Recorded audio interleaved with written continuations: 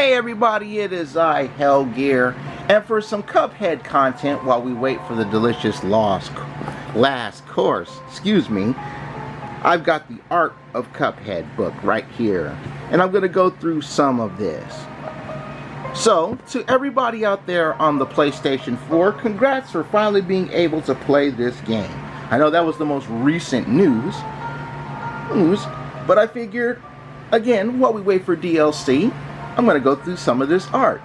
So you guys let me know, as always, like, sub, and bell, and comment down below what other Cuphead content you want to see me do on the channel as we wait for the DLC. And to those of you who are new, I've already completed the main game. So if you want to see me do like the rest of the P ranks for the running gun stages, which I haven't done all of that yet, let me know. This is a really big book, as you can see. Even on this open page, you got the playing action right here, which isn't so bad. A good majority of what you'll see in here are excerpts and sketches and line arts, and that's some of the stuff that I really wanted to cover here. It's all of you.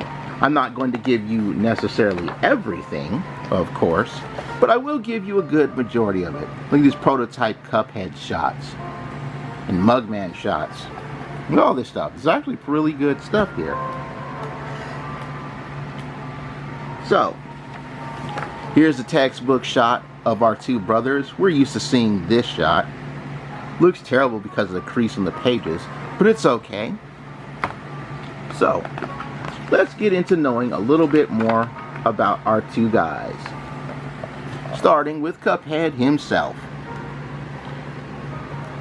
Gotta love this shot of him right here. While we knew we wanted to retain the classic gloves and boots outfit of the characters he was inspired by, Cuphead's own unique personality quickly emerged as we sketched and refined more concepts of him. Relentlessly optimistic, Cuphead's confidence and drive for adventure can lead him to appear devious or get him into trouble. But at his core, we always saw him as a kind-hearted character who wants to do good. Just one who has the tendency to leap before he looks. So as you can see, it shows off how some of the artwork works. You got the advanced shot, the super right here, some taunts and whatnot. Really fun stuff here. Showing off more of the super arts, death animation, victory poses and whatnot. And of course, aeroplane.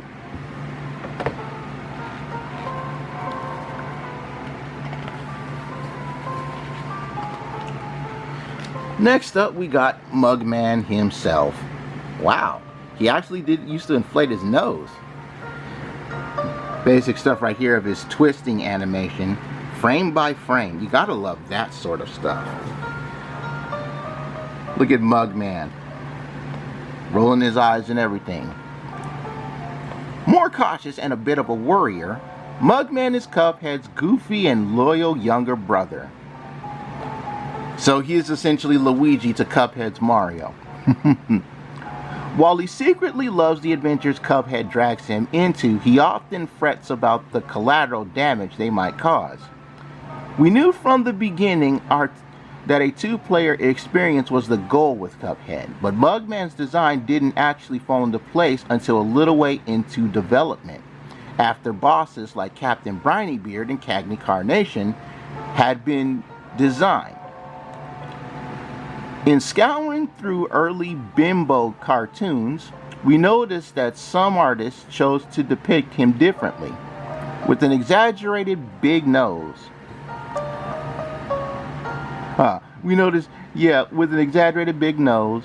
With that in our minds, as a central character feature, his design, meant to mirror Cuphead's closely, started to coalesce. It's not too bad. Got the big nose here. And I like how they use similar models and stuff. Oh, we actually have a model frame. So you can see, based on the turnaround, we have, what is that?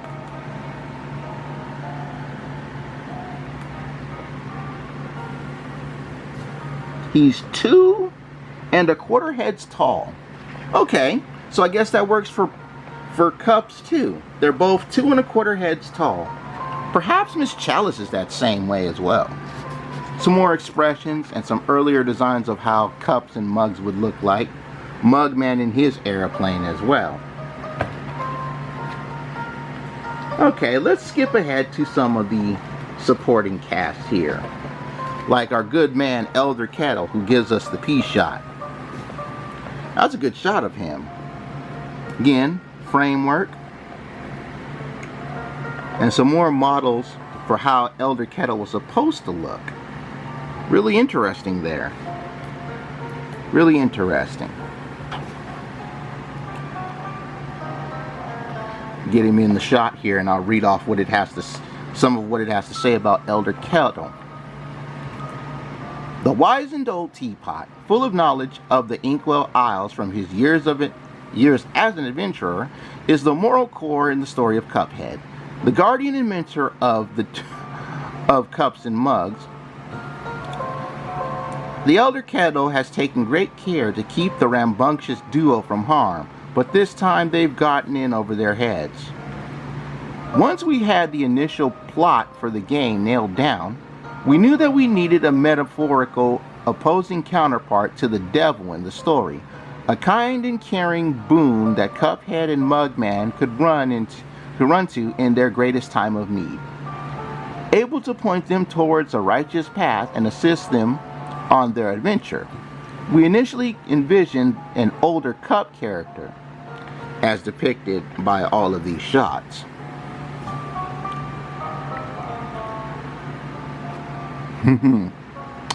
But decided to branch out into other crockery that would imply the age of the character.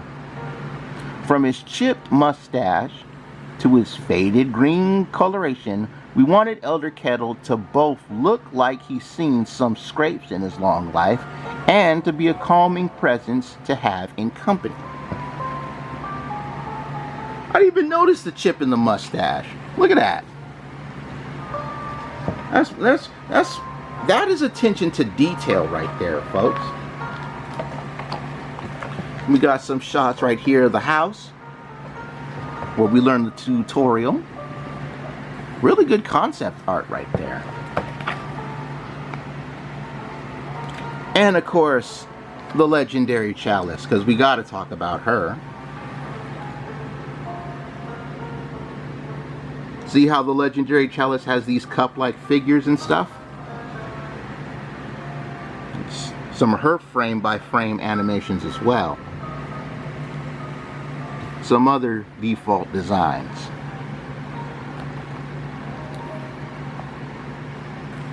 Caught between the astral plane and the living world, the legendary chalice's constant curiosity gets her into trouble. But her vast knowledge of the mystical arts is all the more plentiful for it. When we came up with the gameplay for the mausoleum that grants super arts, we needed a ghostly character who would appear to bestow the heroes with magical powers. Illustrator Danielle Johnson originally did concepts of ancient warriors, replete with armor and weapons, but we were most taken by the sketch of a regal, friendly chalice, keeping a connection to the mystical cup lineage of unspoken lore. We cultivated that character into the inquisitive and zany legendary chalice in the game. I guess that makes sense because of all the various types of cups.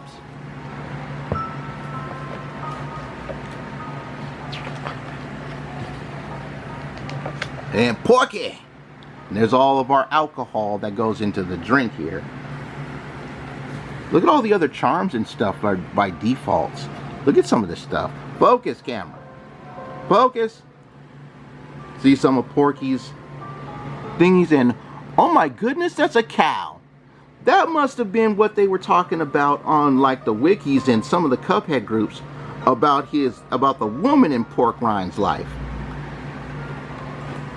A portly connoisseur of only the finest relics, charms, and potions, Pork Rind is a rough and tumble salesman who's traveled the aisles in his wagon-based store and seen it all. All business, the pig's got places to be. So if you're not buying anything, he's not going to stop himself from checking his watch. Inspired by the crochet shopkeepers who've adorned video game shops for generations, Pork Rind is a mix of the shopkeeper in Sega's Wonder Boy 3 and the pigs from Fleischer's 1938 Betty Boop cartoon Be Up to Date. Seen in the concept sketches below by illustrator Joseph Coleman, we had initially proposed to have a family of shopkeepers, each inhabiting a different island. We fell back on a single iconic proprietor to ensure he got enough screen time to become familiar. Okay, so that explains these guys, a whole family of pigs and whatnot, and a goat and whatnot. Let's read up on the items for Pork Rind's Emporium. Trinkets and tinctures, only the rarest of charms and most radiant of potions are available at Pork Rind's Emporium. Let me get that into the light a little bit more.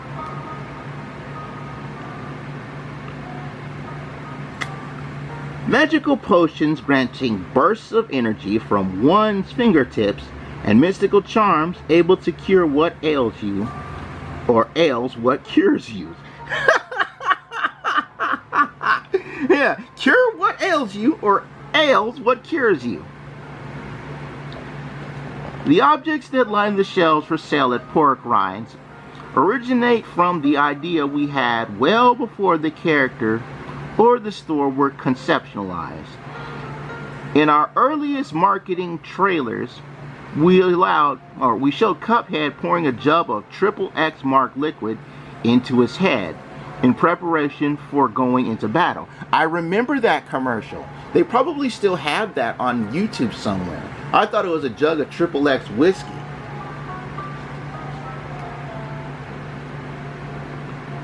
It was a one-off gag, but that became the precedent for how we could end up representing the weapon icons in the store for purchase. Even though it wasn't expressly planned, it felt right, as mysterious potions of various colors seemed like the type of object that could be easily carried and sold in a traveling cart store like Pork Rind's. Alright, it's not bad. Let's take a look at, let me skip ahead a bit and talk about some of the enemies, because that's the big thing. I got a tear. That's one thing I didn't like about this when I opened up the plastic. There's a page for Goopy LeGrand and it has a tear on it. And it was like that packed in the plastic. Okay, we'll start off with some familiar faces. The Root Pack. Gotta love these guys, huh? While none of the bosses in Cuphead were meant to be a breeze, the Root Pack was perhaps the closest we came to creating a welcoming battle. And thus was no accident. This fight was designed to help players get to grips with the game's basic mechanics. Sal Sputter the Potato. Oh wait, I should be pointing at these guys, shouldn't I? Sal Sputter the Potato.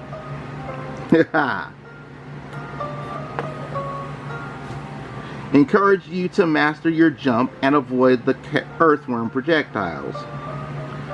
Ollie Bulb the Onion. Gotta love this guy. Forced you to move left and right to avoid his tears showering down from above. And Chauncey Chantenay, the Carrot, tested your aim as you fired projectiles at him diagonally. We got some more defaults of these guys. Really nice, actually. And each of the characters has their own little bit of profiling. I won't read all of that. I will read this one, though. Some of you may recognize this particular one, and then I'll get to that one over there in a moment. Horseradish. A little fella with a lot to prove. We originally envisioned horseradish as a friend of the root pack that would appear during a secret phase of the fight.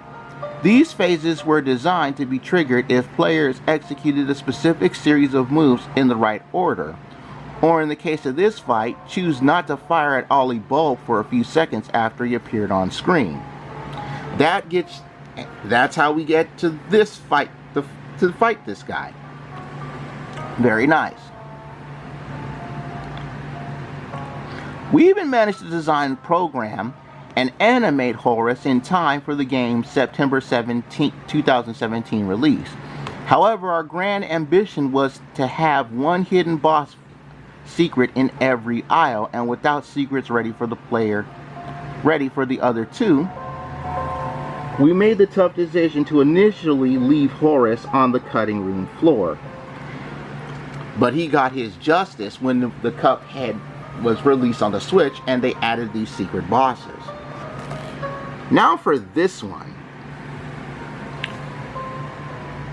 Beatrice Lutz, an unused boss. Not Beatrice, Beatrice, because of course she's a beat. Originally set to appear during the third or fourth phase of the root pack, so she was essentially either during or after the fight with the carrot. Beatrice Lutz wants you out of her garden at any cost. As seen below, her primary attack would have her plucking up her beet babies from the ground, tossing them into her whirling leaves, and launching the resulting slices at you in arcs. Wow, infanticide in beat form. So that's how it would look. Is there another shot of that? Yeah, in the corner. See how she's got the beet in one hand right here, and then she throws it into her blade to slice them up. Oh my goodness, that poor mother. And of course we got the shot of the fight of the root pack. Let's skip ahead to Inkwell Aisle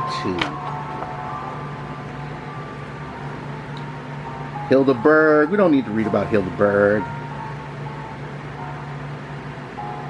Yeah. Alrighty, second island. Look at the art on the second island though. Look at that.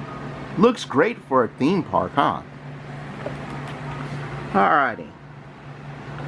Let me bounce ahead to Grim Matchstick. These are the guys you highlight were from Baroness von Bonbon in Sugarland Shimmy. Candy Minions. Let's jump ahead to Grim Matchstick. The hardest boss in the entire game, outside of the devil.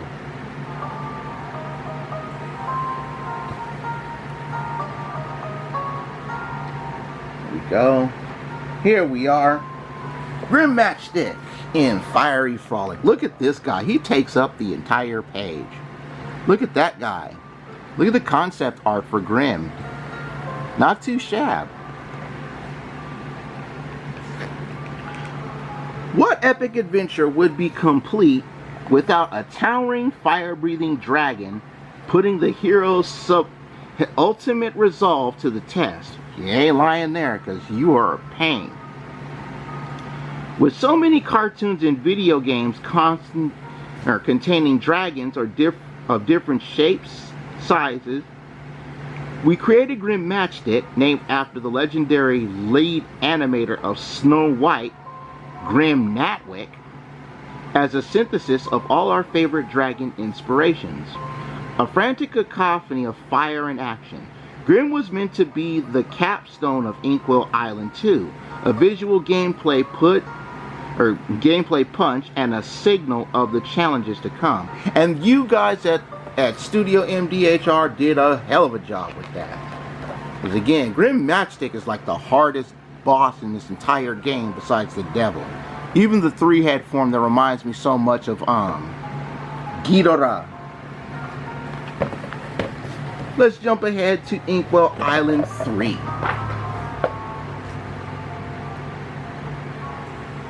Actually, ooh, let's not go there just yet. Let me show you guys how they did this. Look at that. The whole castle, and then the scale model they did of the castle. That's pretty cool. For the visual design of the spire, we reference the oh my goodness, Neuschwanstein Castle in Germany, which is the same castle that the Cinderella Castle is based off of.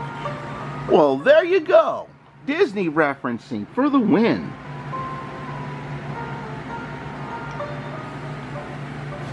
Based off of in the Disneyland theme park. Oh, they said Disneyland, not Disney World. Really good stuff right there. We were specifically looking for asymmetrical elements to reduce the uniformity of the silhouette during rotation. Because you rotate around the castle during the fight, as you all know. Alright, off to Inkwell Island 3.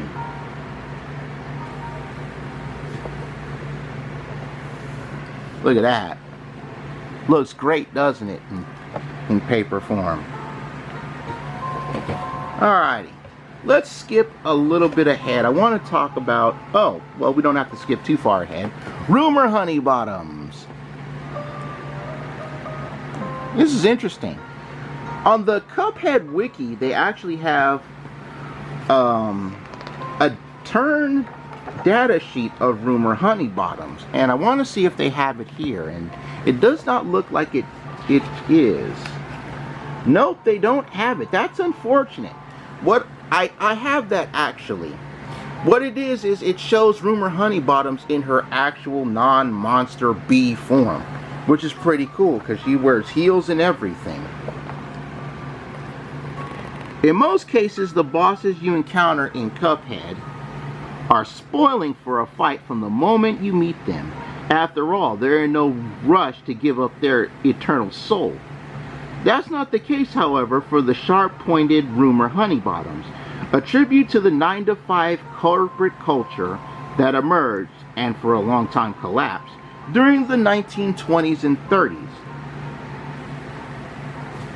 Honeycomb Herald sees Cuphead fending off Rumor's corporate security force before she'll even deign to deal with him herself.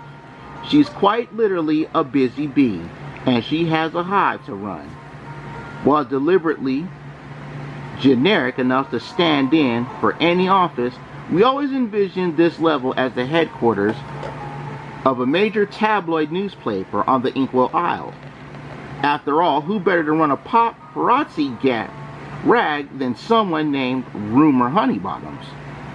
Strong guiding tunes during our concept phase for Rumor also include Fleischer Studios' Ants in the Pants, as well as their 1941 animated feature, Mr. Bug Goes to Town.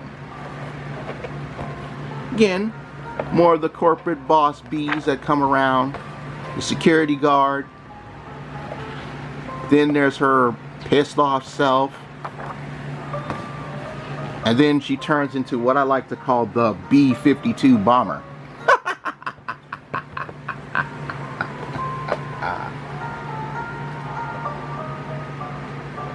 Look at the backgrounds for Honeycomb Herald. That is some amazing design for this stage. Look at all that. Let's jump ahead to Inkwell Hell.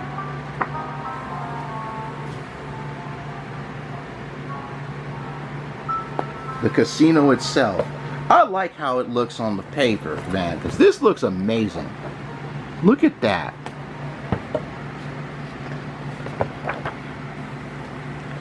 Good old Mr. King Dice and his crew. The devil may be eager to collect the soul contracts you owe him, but like any good casino owner, he first leaves the dirty work to his pit boss. There's almost as much history in video games of a set-piece battles with the penultimate boss as there is with the final boss. And we knew from early on in development we wanted the devil to have a dastardly right hand helping him do his bidding. That right hand is King Dice, a conniving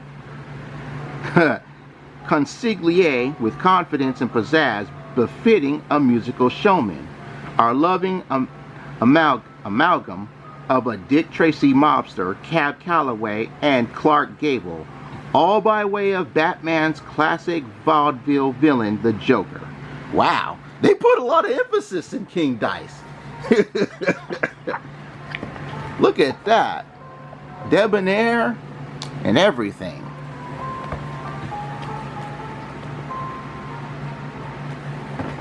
Liquor that you get through and everything. Gotta love that. Let's jump to the devil. Because we can jump to the devil, of course.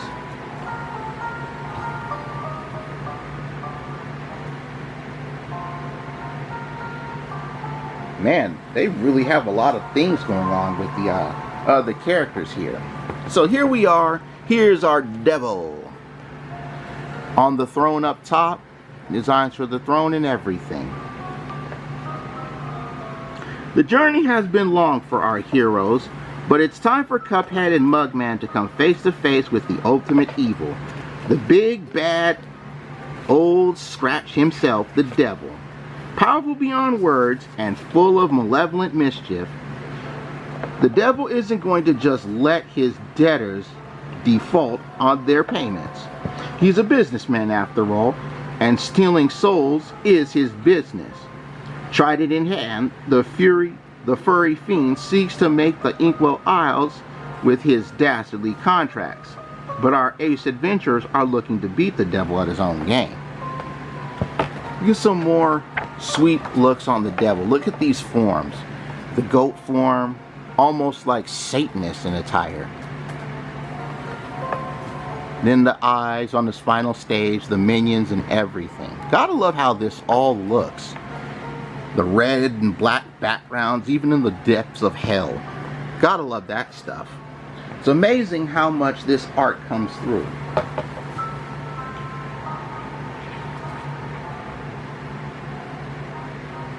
Now, as amazing as this is, they even have some stuff on the delicious last course. But I'm not going to give you those sweet spoilers. Oh my goodness, they actually have the typography for Cuphead. This is amazing. Look at the typography for Cuphead. See, the fonting is amazing. Now they even have some stuff for the delicious last course in here, but I'm not going to go too far into it. All I'm going to give you is Miss Chalice herself. Look at her designs, you guys. Look at all that. Really nice stuff on Miss Chalice. Introducing the star of the delicious last course. Like you've never seen her before. The wonderful Miss Chalice. Plucky, smart, headstrong, and curious are just a few words to describe our ancient ghost come back to life for a brand new adventure. Looking to early forms of Minnie Mouse for inspiration, we took the key elements of the legendary chalice, her chalice handles, straw, and mold, and simplified the rest of the design down to her youthful form. Her body structure and dimensions mirror that of cups and mugs to maintain a consistency in control and gameplay design, while her ghostly lineage allows her to gain interesting new powers and variations on the core ability set, like double jumping as she did in the game, and now this down here shows off her double jumping abilities. But that's some of the Art of Cuphead. I hope you guys enjoyed that. Again, if you did, like, sub, and bell, and let me know in the comment section below what other Cuphead content you'd like to see me do while we wait for the DLC, because I will be doing the DLC. But for now, I take my goose from the oven because I'm done. Bye-bye, everybody. Bye-bye.